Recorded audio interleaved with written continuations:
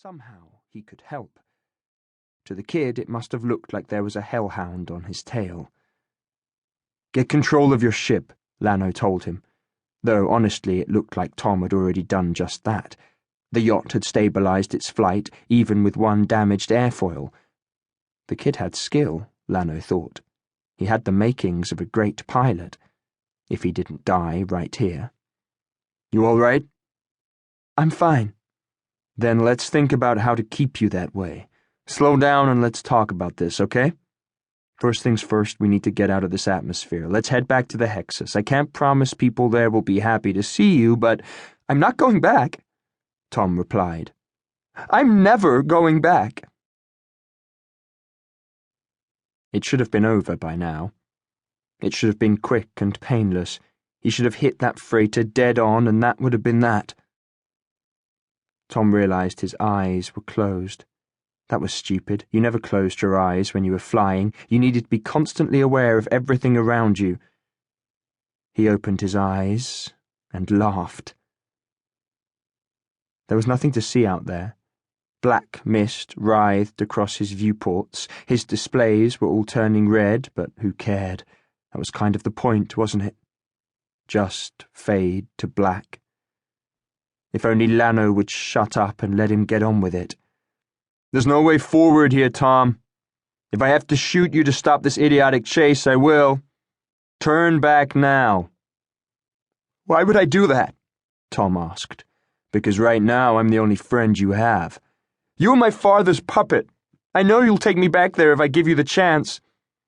"You're wrong, Tom. I just want to help." Tom leaned back in his crash seat and tried to just breathe. He was surrounded by expensive wooden fittings. His seat was upholstered in real leather. He couldn't help thinking the yacht would make a luxurious coffin. Tom had been, the son of the planetary governor of Hibalba. He was used to a certain degree of luxury. He understood now how much of that he'd taken for granted. Nothing had ever been denied to him his whole life. No one had ever bullied him in school. His father's bodyguards had seen to that. No one had ever said no to him as long as he could remember. But now Lanoe wouldn't just give up, wouldn't just let him go. It was infuriating. Tom wondered why he didn't just switch off his comms panel, block Lanoe's transmission. Maybe, he thought, he just wanted to hear another human voice before he ended this, even if he didn't want to hear what Lanoe had to say. "I was just your father's escort pilot, Tom. I'm not here to avenge him. The Navy assigned me to work for him, but it was just a job. I never even liked him." "I hated him," Tom replied, unable to resist. Maybe he wanted to justify what he'd done. "I always hated him." "Well, that's in the past now," Lanoe said. "As is my job. I don't owe him anything now that he's dead. I came after you because, believe it or not, I do like you. That's all. Please believe me." "I can't," Tom said. "Lanoe, I'm sorry, but I can't trust anyone right now." Over the line, he could hear Lanoe sigh in frustration. "Why'd you even do it?" Lanoe asked. "Why kill him?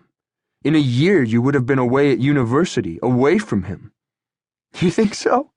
Tom said. "You don't know anything, Lanoe." "So enlighten me." Tom smiled at the black mist that surrounded him. He couldn't think of a good reason to lie. Not now. "I wasn't going to uni. I wasn't going anywhere. He was sick. All that stress of his high-powered job just ate away at his heart. You know what they do when your body gives out like that? They give you a new one."